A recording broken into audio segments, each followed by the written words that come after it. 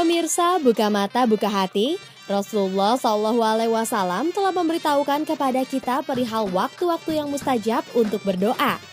Di antaranya adalah pada waktu sepertiga malam yang terakhir.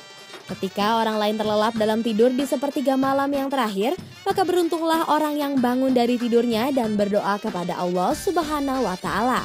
Sungguh, waktu sepertiga malam yang terakhir adalah waktu yang mustajab untuk berdoa. Apalagi sebelum berdoa kepadanya didahului dengan sholat tahajud dan berzikir kepadanya.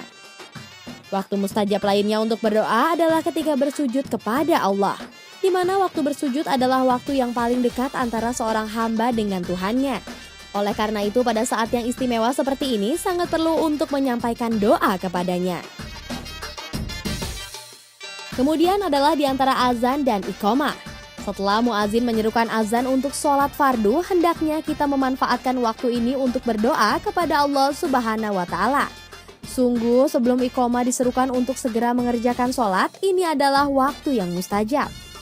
Rasulullah SAW bersabda, doa yang diucapkan antara azan dan iqamah tidak ditolak oleh Allah. Hadis riwayat Ahmad. Demikianlah beberapa waktu yang mustajab untuk berdoa. Buka mata, buka hati.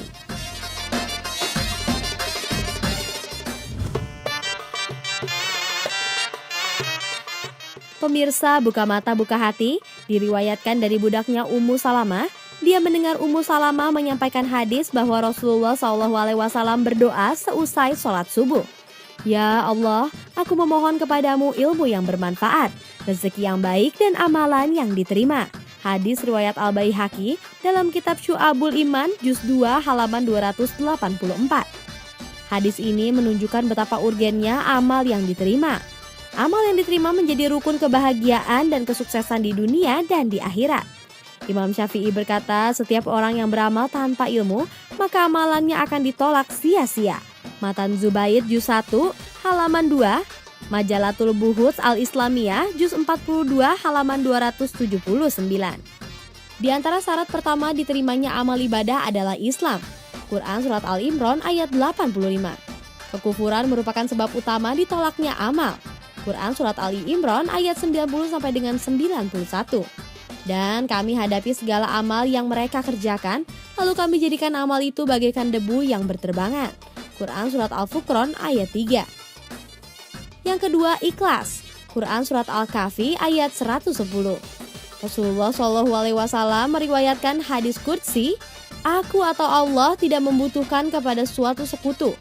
Barang siapa yang beramal dan mempersekutukanku, maka akan aku tinggalkan dia dan sekutunya itu. Hadis riwayat Muslim. Yang ketiga, mengikuti sunnah Nabi SAW.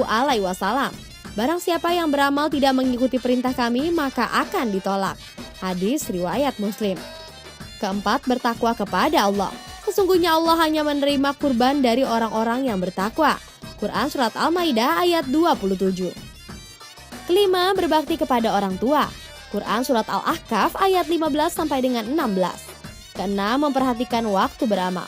Abu Bakar berwasiat kepada Umar, bertakwalah kepada Allah dan ketahuilah bahwa Allah memiliki amalan pada malam hari yang tidak menerima amalan siang dan amalan siang yang tidak menerima amalan malam.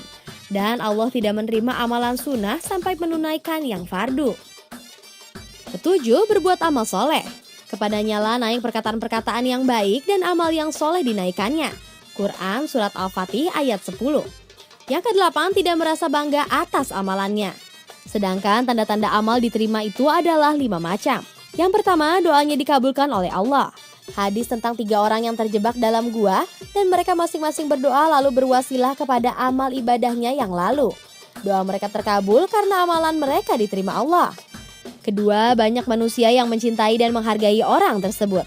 Sesungguhnya Allah kalau mencintai si fulan, memerintahkan Jibril alaihissalam untuk menyeru penduduk langit, wahai penduduk langit, sesungguhnya Allah Subhanahu wa Ta'ala mencintai si fulan, maka cintailah dia.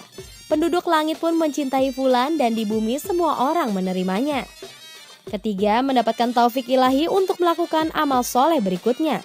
Yang keempat, kontinu dalam beramal, di mana segala sesuatu yang dilakukan karena Allah akan langgeng dan terus, sedangkan kalau karena manusia amal akan terputus.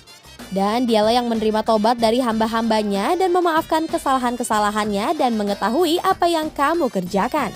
Quran Surat Asy-Syura ayat 2. Yang kelima, rela akan hukum Allah dan menerima qada dan takdirnya. Quran Surat Al-Bayyinah ayat 8. Buka mata, buka hati.